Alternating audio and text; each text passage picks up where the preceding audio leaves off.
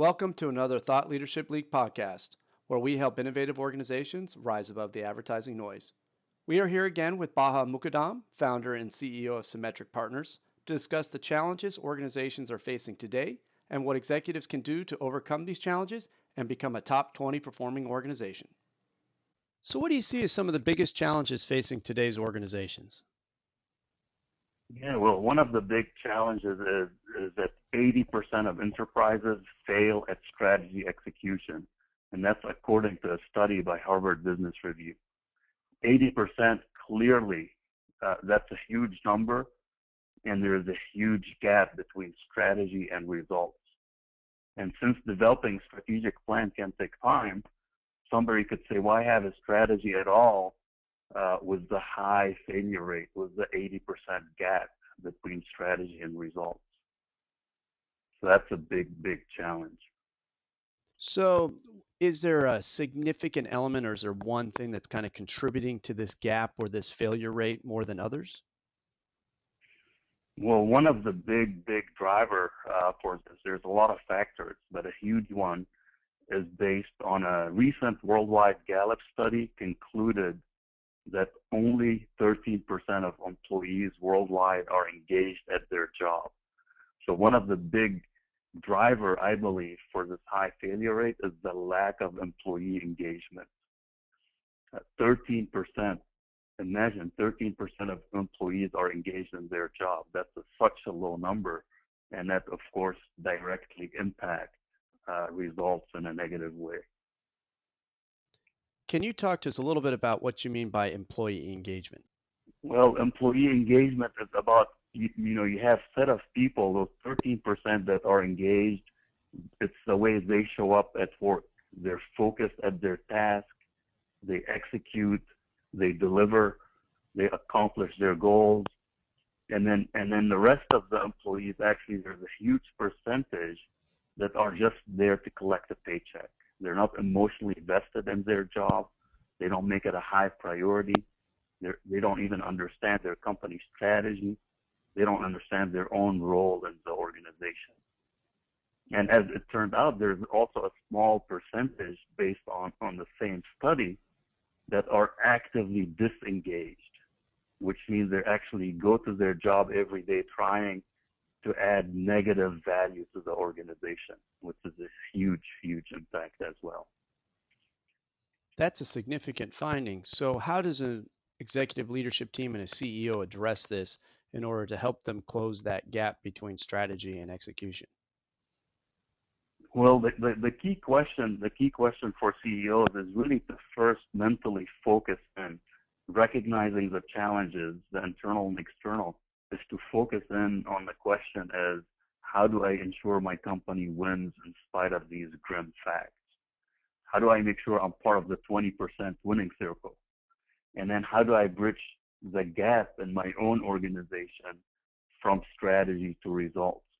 And once they hone in on this, then they could start figuring out ways to create a fail-safe culture of accountability, which also create engagement, to be able to identify the right priorities in their organization, communicate this widely, to have metrics and data visible on a regular basis, and to institute a meeting rhythm throughout the organization to improve communication and execution.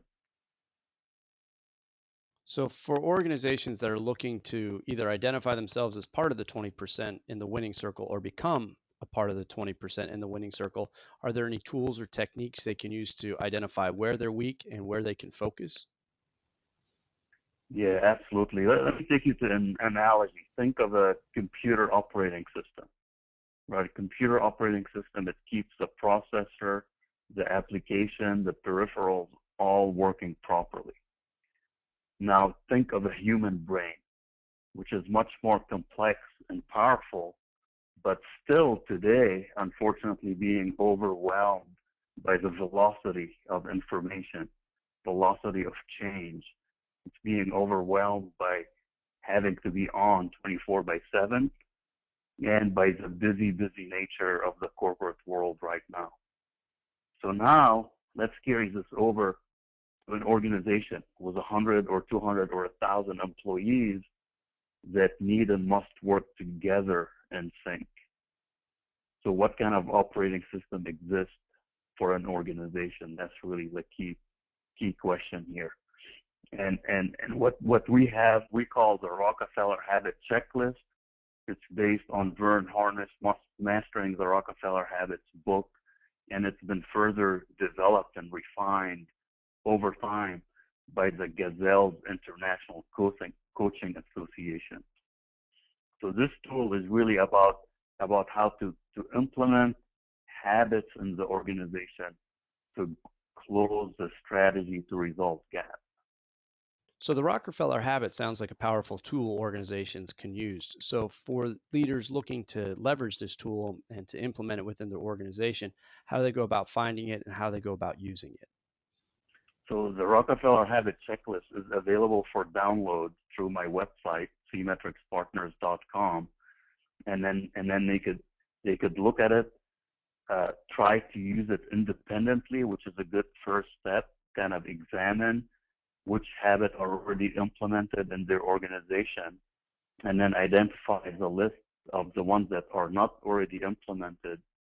Pick a handful of those that when implemented, the team believe it give the biggest positive impact to the organization.